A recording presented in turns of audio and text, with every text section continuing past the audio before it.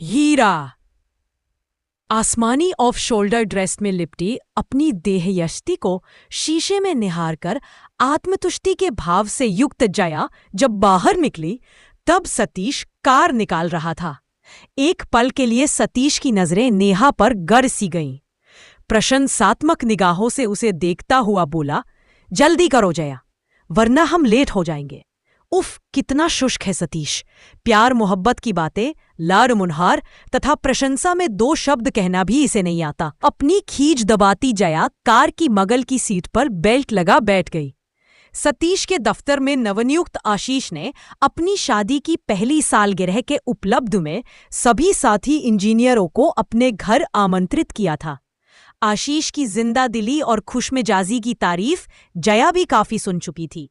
रंग बिरंगी लाइटों से सजी कोठी गेट पर आशीष उसकी पत्नी मेहमानों की अगवानी कर रहे थे। अपनी पुरानी क्लासमेट नीरा को आशीष की पत्नी के रूप में देखकर जया सुखद आश्चर्य से भर उठी।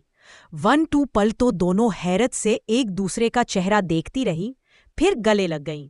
सतीश से नीरा का परिचय कराती हुई जया बोली, इरा, ये मेरे पति सीतेश हैं।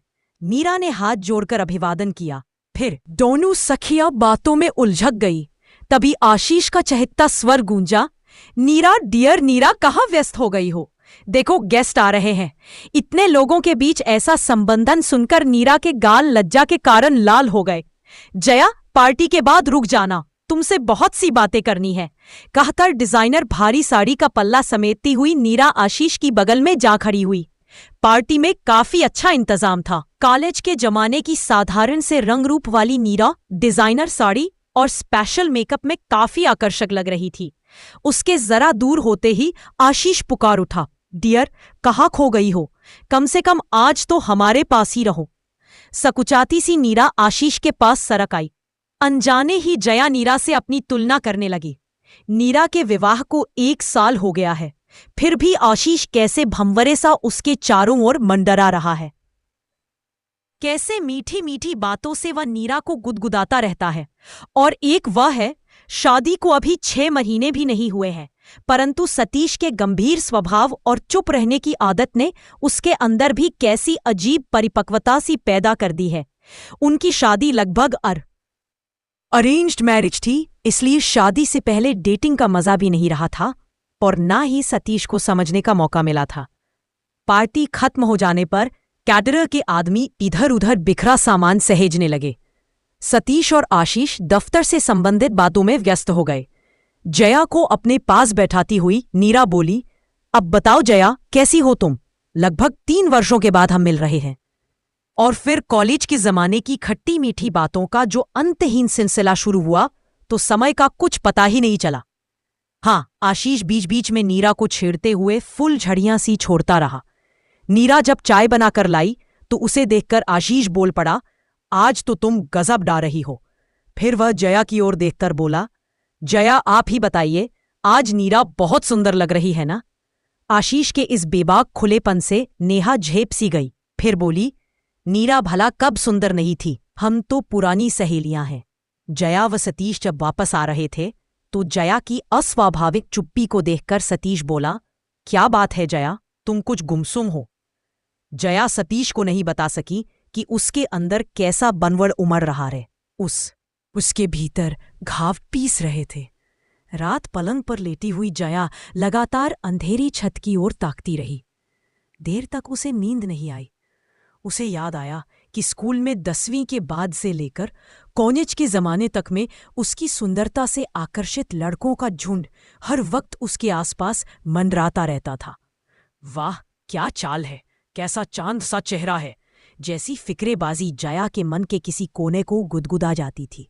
इस तरह की बातें सुनकर बाहर से अपनी खींच जाहिर करती, किंतु मन ही मन खुश होती हुई वह गर्व से आगे बढ़ जाती थी।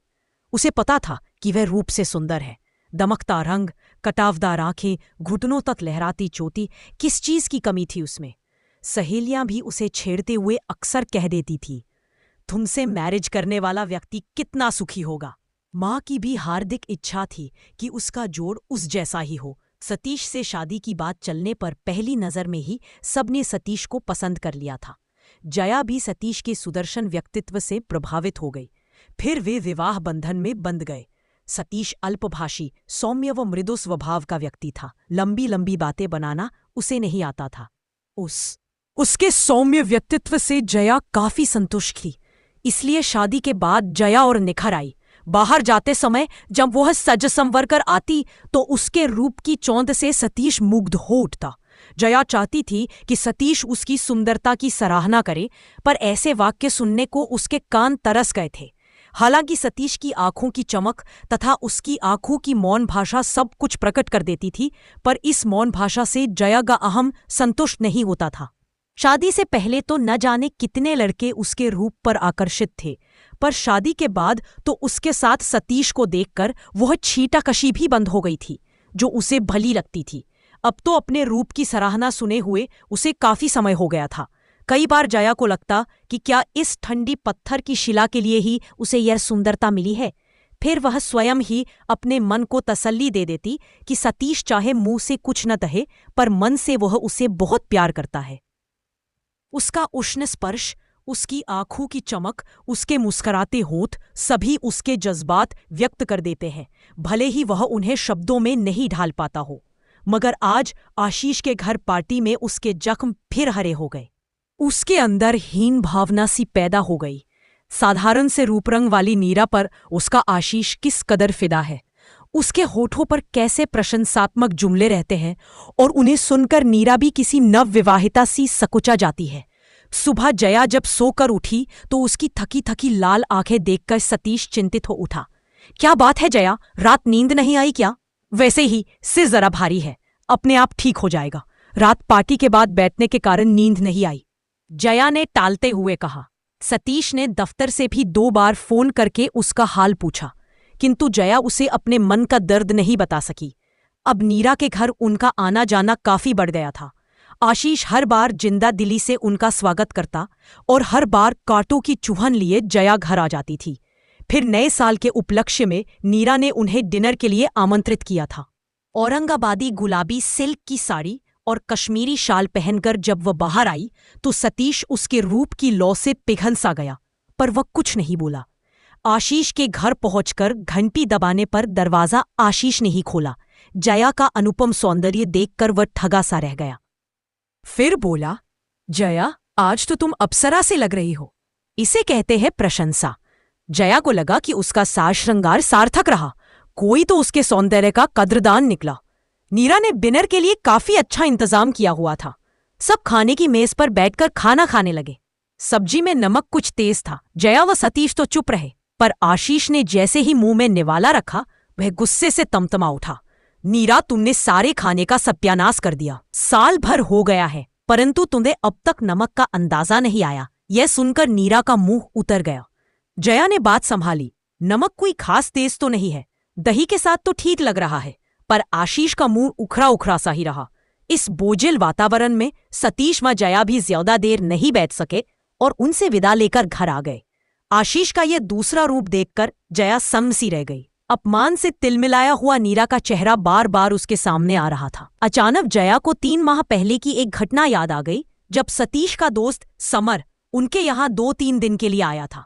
उसे घर का खाना ज्यादा पसंद था और जया कुकिंग एंजॉय भी करती थी। बड़ी मेहनत से उसने कोफ्ते तैयार किए थे। वह रसोई में फुलके सेंक रही थी कि सतीश की आवाज आई, जया, कोफ्ते बहुत अच्छे बने हैं, पर नमक कुछ तेज है। फ्रिज में टमाटर हो तो जरा फीकी तरी बनाकर मिला दो। तब तक हम गप्पे मार रहे हैं। जया ने चखकर देखा, नमक सचमुच काफी तेज था। बात आई गई हो गई, पर आज 3 माह बाद घटना जया के आगे चलचित्र सी घूम गई। अगर सतीश भी उस समय आशीष की तरह बरस पड़ता तो फिर भी सतीश के प्यार का क्या वे सम्मान कर पाई थी। इस बात पर मन ही मन वे आत्मग्लानि से भर उठी। दिन में नीरा का हाल पूछने वह उसके दफ्तर चली गई। उसका ऑफिस भी नीरा के ऑफिस कॉम्प्लेक्स में ही था, तो उसकी लाल आंखें देखकर वे चौंक पड़ी। कारण पूछने पर नीरा फफक पड़ी। आज सुबह काम ज्यादा होने से नाश्ते में देर हो गई तो आशीष को गुस्सा आ गया। वे प्लेट पटक कर भूखे ही दफ्तर चले गए। आशीष का गुस्सा बड़ा तेज है, किसी के भी सामने मेरी बेइज्जती कर देते हैं। जया का मन दुख से भर गया। नीरा को किसी तरह समझा बुझाकर वे वापस आ गई। उसे लगा कि मृग मरीचिका सी प्रशंसा की भूख में वे पागल हो गई थी। सतीश की सौम्यता को उसने गलत समझा। आशीष के बड़बोलेपन के एक पहलू को ही वह देख पाई थी, जबकि दूसरा पहलू तो उसने देखा ही नहीं, जिसे नीरा भोग रही है। और जया के मन का अपराध बोध उसकी आंखों से आंसू बनकर बह निकला। यही हीरा है उसके पास, चाहे तराशा सही न गया हो, पर है खालिस दाम बिना।